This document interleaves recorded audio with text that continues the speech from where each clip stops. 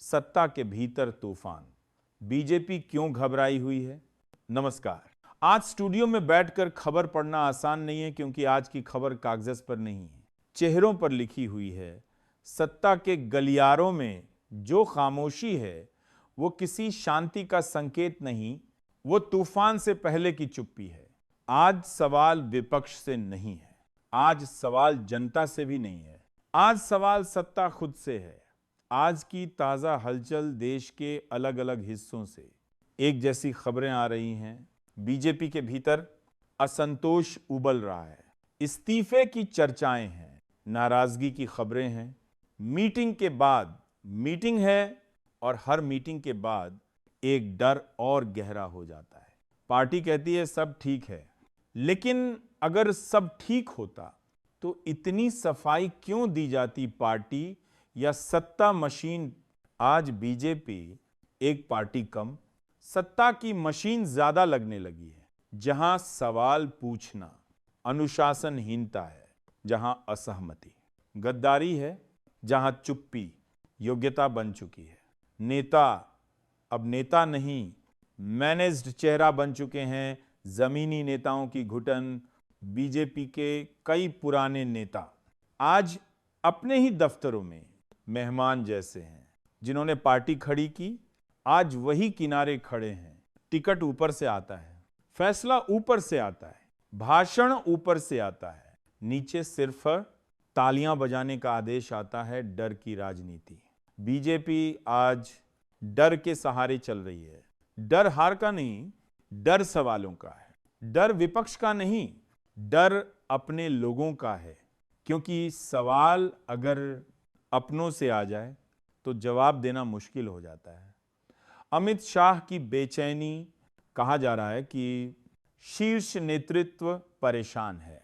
अमित शाह जो संगठन के सबसे मजबूत रणनीतिकार माने जाते हैं, आज वही फायर फाइटर बने हुए हैं। जहां आग लगती है वहां पहुंचना पड़ता है, जहां नाराजगी है वहां समझाना पड़ता है। लेकिन सवाल यह है, आग लग क्यों रही है चुनाव और डर। चुनाव सिर्फ वोट नहीं होते, चुनाव सत्ता का आईना होते हैं। हाल के चुनावों में जो संकेत मिले हैं, उन्होंने आत्मविश्वास को हिला दिया है।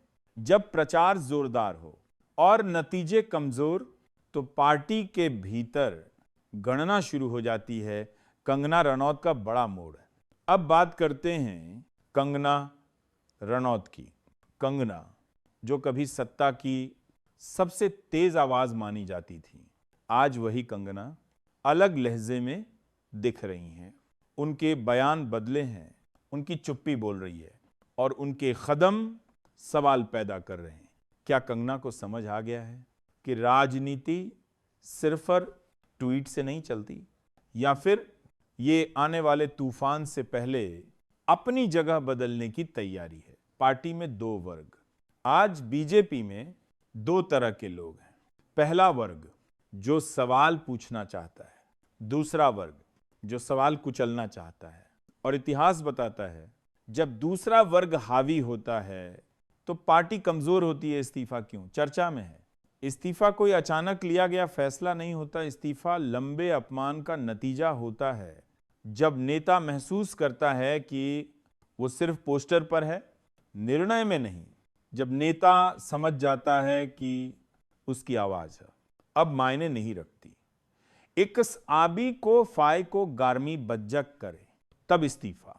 आखिरी भाषा बन जाता है मीडिया की चुप्पी। आप पूछेंगे मीडिया कहां है।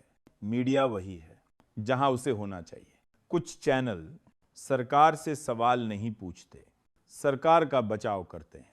लेकिन सच यह है, खबरें दबाई जा सकती हैं, सच्चाई नहीं लोकतंत्र का संकट।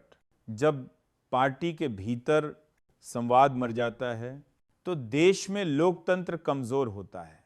क्योंकि मजबूत सरकार वही होती है जो आलोचना सह सके, जो सवालों से डरे।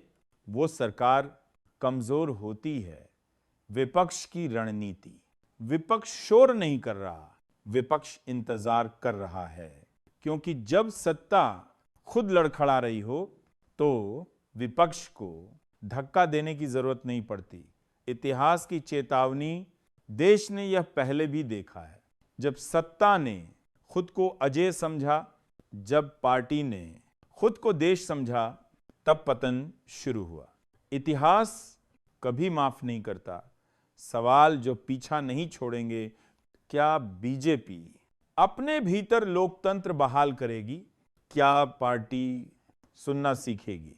क्या असहमति फिर से ताकत बनेगी? या फिर इस्तीफे एक एक कर सुर्खियां बनते रहेंगे? आखिरी बात, लोकतंत्र नारे से नहीं चलता, लोकतंत्र डर से नहीं चलता, लोकतंत्र सवाल से चलता है। और पत्रकार का काम है सवाल पूछते रहना।